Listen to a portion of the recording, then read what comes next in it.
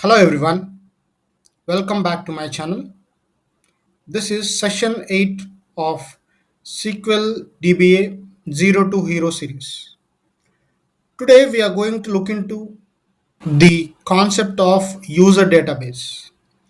Before that, I would like to remind you related to our previous sessions of SQL architecture and multiple other things which will help a lot to continue in our course. Coming back to our topic today, user database. Before going into the session, don't forget to subscribe, like, and share to your friends and family members. We create a database in SQL Server and what are the best practice. Even we can create a database simply like right clicking create database. But in real time job environment, creation of databases are different. So today we are going to look into this particular concept, which is related to the creating of user databases. So let us see by going to the SQL Server Management Studio, which is also called as SSMS, and we will look into how we can create the database with best practice.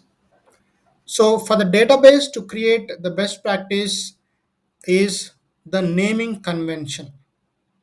So it will ask the database name. You should not give something like ASDF, something like that. It should have a meaningful name of the database. Like we can give Session-8 database. Like this, we should give a database name which is meaningful so that we can understand what exactly is the database created for and what is the purpose of creating this database. So it is important to have the database name as meaningful name which can be identified the purpose of creating the database. As part of our best practice, this is the first point of database naming convention. And second point, which we can see is the owner. Before that, if you are creating the database naming convention for the customer, you can follow the customer recommendations based on the naming what they are giving. But if they recommend us to create a database as per best practice, we need to understand the requirement and create the database. Coming to the owner, usually while creating database, we need to give the owner of the database. Means the database owner will have all the rights to perform the activity on this. So usually database owner will be the application owner or the developers will give the name, so that we need to put the login name here with the owner name. If they are not giving, and if you want to provide it as default, then we need to give as system administrator. The shortcut is SA, wherein this is a inbuilt system administrator account. We usually give system administrator account to avoid any permission issues, and we can give this as a best practice. And if customer or the application user want to change it, that can be changed anytime. After this, we have the login logical name. Logical name means the database internal name which SQL Server will identify. What is the logical name? The name which SQL Server will identify. So it will by default, it will take the database name here. And if for a log file, it will give underscore log. And as I told in the previous class, the file type rows means the master data file, and the file type log means log data file. So coming to the initial size is MB. So usually we need to give as initial size. If customer is giving some initial size, we need to update that, or else we can go ahead and update this 2 GB as an initial size for the database as a best practice. So there is no particular standard what it should be there, but as a best practice, we can put 2 GB of file to each database master data file and the log data file. And we have an option of auto growth and maximum size. So how we will identify this, what we need to give? So what is this actually? So initial data size is 2 GB here. Think that the data coming is large and it is the 2 GB also is filled up. Then what happens to the database?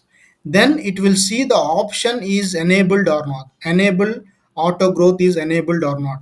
If we disable this and click here, the auto growth is not enabled. Means once the 2 GB of size is filled, the database will stop getting the data. The database cannot write any data because the file is full and the auto growth option is disabled. If we want the database to grow as per the size of the drive, we can enable the auto growth, but we need to enable the auto growth in MBs. We can give in person or MBs, but the best practice here is MBs. So MB means megabytes. So what is the best practice which we give is 512 MB. So if I click here, you can see here initial size is 2 GB, means you are allocating 2 GB to this particular file. Once the 2 GB is filled, it will check whether the auto growth is enabled or not. If it is enabled, it will increase up to 512. Means once 2 GB is filled up, it will 512 MB will be allocated here. Means 2 GB plus 512. 2 GB plus 512, almost 5 GB we can tell. 2500 MB means almost 2.5 GB. This will become here. Next, what happens again? After this again fills up, this will become 3 GB. Like that, the auto growth keeps on adding until the growth stops. Suppose the 3 GB is filled up and data is not coming, then this 512 MB will not be added here because there is no requirement, wherein 3 GB is already there. Like that, the auto growth setting keeps on growing by 512 MB every time. And till how much? Till what size? Till what size means till the size of the C drive. If we give unlimited, till the size of the C drive is filled up, this will keep on growing. If I don't want to setting of unlimited, if I want to limit the growth of this to 10 GB, here if I want to limit the growth of 10 GB, once it comes to 10 GB, the database will stop accepting the connections. If we keep unlimited, it will go and check the drive location and go there, and until it is filled it keeps on increasing. But if I want to keep the limited, it can keep as 10 GB, but the recommendation here is we need to keep up to 80% of the drive. Suppose we have 10 GB of drive, we need to keep maximum of 8 GB, so that it will stop writing here.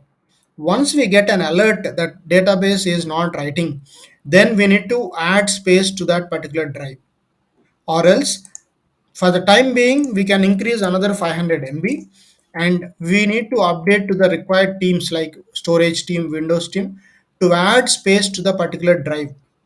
So that is one way how we can the database keeps on growing. This is the way which we recommend. The same setting will be for the log file also. The same process will be for the log file also. We can keep 10 GB like this. So the setting here is 3 GB, it will can grow to 8.5 GB. Here 2 GB, it can grow up to 10 GB. Like that it goes on increasing, and this is the setting of the auto growth or the max size for a database. These are the best practices which we recommend, which we give on the real-time environments. After this, we need to click on the options. Once we click on the options, all these are related to the database options. So we can see a recovery model. We'll complete it. We'll understand this. What is the recovery model? Here we will identify the compatibility level. This is very important here. Suppose the compatibility level, you can see 2008, 12, 14, all these are versions. Suppose you migrated a database which is of 2012 version to 2022, means that at that time the database compatibility level will be shown as 2012 only, because it was their previous version was 2012. As we are migrating to 2022, we need to update the compatibility level to 2022, because there is a difference of versions of features of the SQL. server, we once we use SQL Server 2000, once we migrate from 2012 to 2022, it is recommended to update to 2022, but with the approval or confirmation from the customer, because some of the features of 2022 may not be available or compatible with the application, which is the reason we need to coordinate with the application owners before changing this setting in the production level. So the best practice is whatever the destination or the migrated latest version, it should be updated to a compatibility level of 2022. As this is 2022, we can put this as 2022. This is the way we usually check here for the best practices of compatibility level and all. And these are not required at this time. We can leave it as default. This is the way which we follow related to the database creation. And now if we click on this, the database will be created with all the required parameters which we give. See here, we can see the database is created with the session 8 and underscore the database. We can see all the options and owner. You can see here database created, now files, the names which we gave and all. The thing which I didn't showed you is the naming convention. Even you leave it as blank also, it will take as .mdf and it will take as ldf, because the file type is mdf and ldf. Even if you leave it like that, it will take the logical name and it will add the extension to this. It will be giving a name for the database files. So this is the way which we can create a database with all the best practices. Hope it is clear for you. If you have any doubt or if you need any clarification, you can comment your clarifications or doubts in the video. I will review and I'll respond back to you. Thank you.